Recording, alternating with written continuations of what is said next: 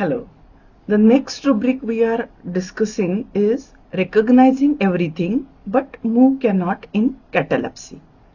तो कैटालेप्सी का मीनिंग है एक फिजिकल कंडीशन जहां पे द पेशेंट कैनॉट मूव. ये रुब्रिक हमें मेटाफोरिकली अप्लाई करना है. And the first word is recognising everything. Recognising का मीनिंग है बात को समझना, दिल से उसे जान लेना, उसमें क्या सच्चाई है वो समझना और उसे स्वीकार करना. तो एक बार ऐसे समझ में आ गया कि मैं अभी चल नहीं सकता, हिल नहीं सकता, तो उसे दिल से स्वीकार करना. फिर उसके बाद कुछ तकरार नहीं, कुछ दुख नहीं, कुछ कंप्लेन नहीं. तो this is the meaning, metaphorical meaning of this rubric. तो इसमें कॉक्यूलस और सैंग्विनेरिया है.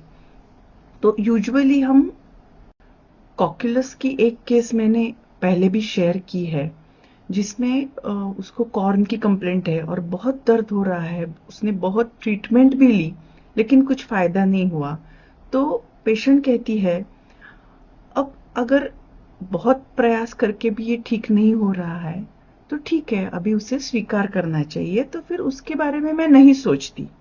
तो ये स्वीकार करना है कॉक्यूलस का. कॉक्यूलस का मेन जो कोर है वो है cares and worries for loved ones. तो वो ज्यादा इम्पोर्टेंट है. एक और केस थी मेरे पास जहां पे जो पेशेंट थी उसकी बेटी दूसरे कंट्री में सीख रही थी, कुछ एजुकेशन के लिए गई थी, और अगर वहां वो बीमार होती है तो यहाँ ये इसे बहुत तकलीफ होती थी, बहुत वरी होती थी कि क्या करूं मैं, उसको कैसे दवाई भेजूं, कैसे वो ठीक हो जाए, कितना वो सहन कर रही है, कैसे होगा उसका. ये बहुत दिन चल रहा था. तो उसने मेडिसिन भेजा, वहां के कोई लोगों को बता के उससे हेल्प दिलवाई वगैरह किया. उसके बाद वो पेशेंट ने मुझे कहा कि अब उससे ज्यादा मैं कुछ नहीं कर सकती, तो मैं अभी शांत हूं, अभी जो हो सके वो मैं करूंगी, लेकिन उसको लेके अभी मैं चिंता नहीं करूंगी. तो ये कॉक्यूलस का एक समझना है. जैसे हमने ट्रैंक्विलिटी में देखा समझौता है, और रिकॉग्नाइजिंग एंड एक्सेप्टिंग इसमें एक समझना है. और तीसरा जो रुब्रिक है वो है कंटेंट. कंटेंट जो है उसमें एक ब्लिस जैसी कंडीशन है, जैसे कि कुछ भी तकरार नहीं, जो चल रहा है वो सही है, अच्छा है, उसको लेके मन में कुछ भी दिक्कत नहीं, उसको लेके कंप्लेनिंग नहीं है.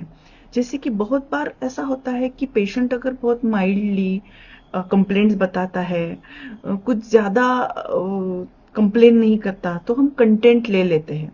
लेकिन ऐसे नहीं समझना है. ये रुब्रिक जो है कि दिक्कतें आ भी जाए तो भी उसको लेके उसके दिल में, दिमाग में तकरार नहीं है, जो है वो ठीक है.